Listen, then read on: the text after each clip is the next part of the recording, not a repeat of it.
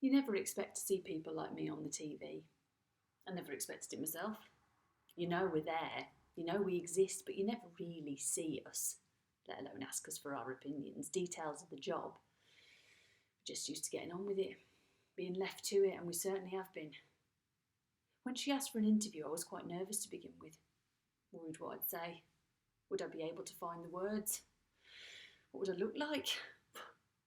I'm well aware I have a face better suited to radio than TV, but when asked to appear, how could I refuse? How could I let my colleagues, my clients down? Yes, that's what we have to call them now, clients. She extends the microphone, keeping to the 2 metres distance directive, and asks me to tell the public what we were experiencing in my own words. My own words. Never before have I been asked to explain anything in my own words. Don't be shy, she encourages. Just tell us in your own time, in your own words, how you are managing. Well, I have 12 elderly people to look after. Clients. Their ages span from 70 to 90. I don't have a car, so I have to travel by public transport to their homes. Their needs are wide-ranging, from bathing them to giving them medication and food to making sure they're comfortable. Loads of different things.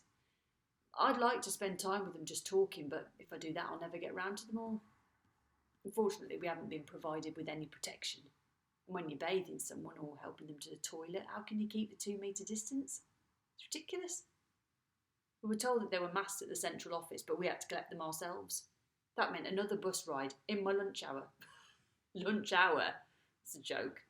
We still haven't got proper aprons to wear, so I'll make do with black bin liners. You have to improvise in this job, or you buy your own. Like we have to with the hand sanitiser. Yeah, true. We have to buy our own. The interviewer nods encouragement. I realise this is my chance to tell it like it really is. Who knows? I may not get another one. The real problem, of course, is cross-contamination. I know that some of my ladies and gents will have or will contract the virus, so I'm going from one person to the next, not knowing if I might be passing it on. Rather than being the one to help them, I could be the one responsible for killing them. It's a terrible thing to have to live with. I lie awake worrying myself to death about it. Why the hell can't we get tested like the people in the NHS? I'm not knocking the NHS, but I know we're the poor relations. It really is criminal. It's as if because these people are old, they are expendable.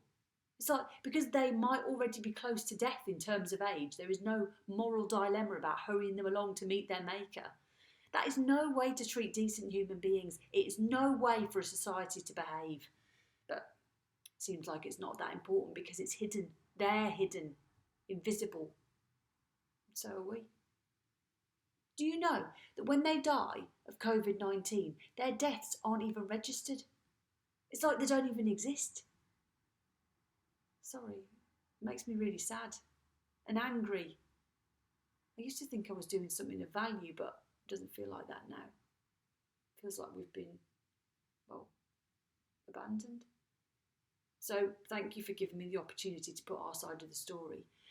People never really showed much interest before. Perhaps some good will come of this terrible time. But at the moment, we live in fear. Fearful we're passing it on to our clients and also putting our families in danger. How would I live with being the cause of my husband or kids' deaths? This is what we're expected to accept. Funny thing is we do, even if we are often described as unskilled, so not worthy of a decent week's wage.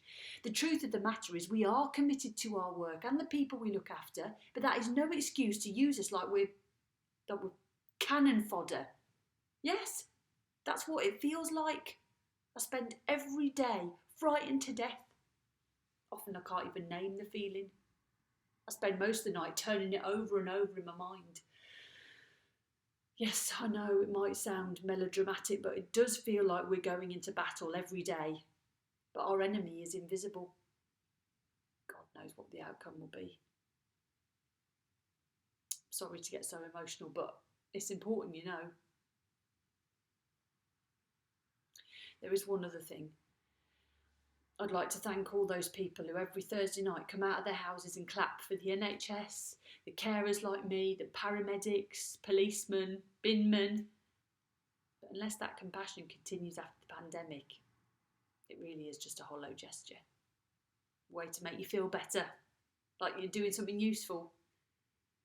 Please make sure that you remember us when this finally comes to an end. Please do whatever you can to make sure we're not shoved out of sight again. It's up to you to make sure my 15 minutes of fame helps to change the future, helps to make our society better for everyone, not just the fortunate few. If that happens, then maybe some good can come of this tragic time.